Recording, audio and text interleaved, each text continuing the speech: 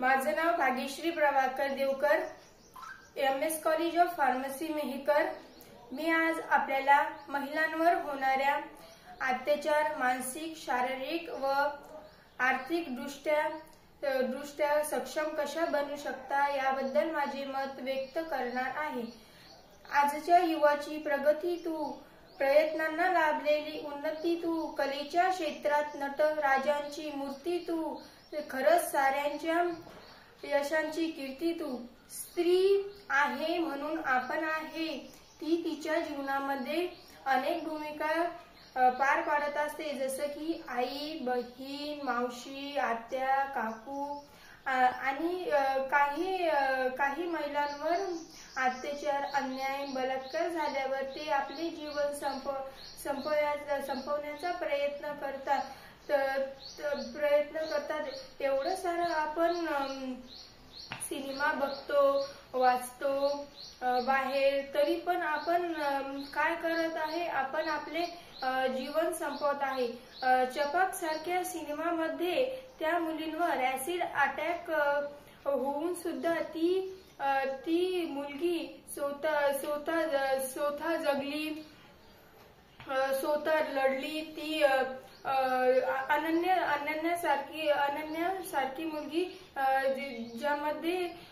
ज्यामध्ये तिचे हात पाय नसतानाही ती संघर्षमय जीवन लढली। एवढं सगळं बघून सुद्धा आपण काय करतोय तर जीवन संपवतोय। भगवद्गीताची शिकवण काय आहे की अंत अस्ति प्रारंभ, अंत अस्ति प्रारंभ म्हणजे काय की आपण आयुष्य संपलं तर आपण आपल्या आयुष्याची नवीन सुरुवात केली पाहिजे। हा बदल घडवण्यासाठी समाजाने अनेक कार्यक्रम, जनजागृती करणे फार महत्त्वाचे आहे। शारीरिक दृष्ट्या बनवण्यासाठी घरच्यांनी एक पाऊल पुढे येणे गरजेचे आहे। मुलींना लहानपणापासूनच कंफू, कराटे शिकवले पाहिजे, जेणेकरून त्यांच्यावर एखादे संकट आले तर ती स्वतःचे रक्षण तिला करता आलं पाहिजे। यासाठी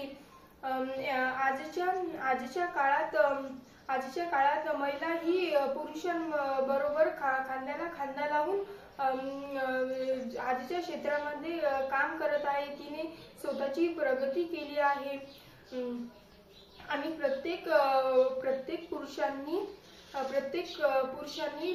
मुलीला व स्त्रियांना स्वतःची आई आणि स्वतःच्या बहिणीप्रमाणे सन्मान दिला पाहिजे।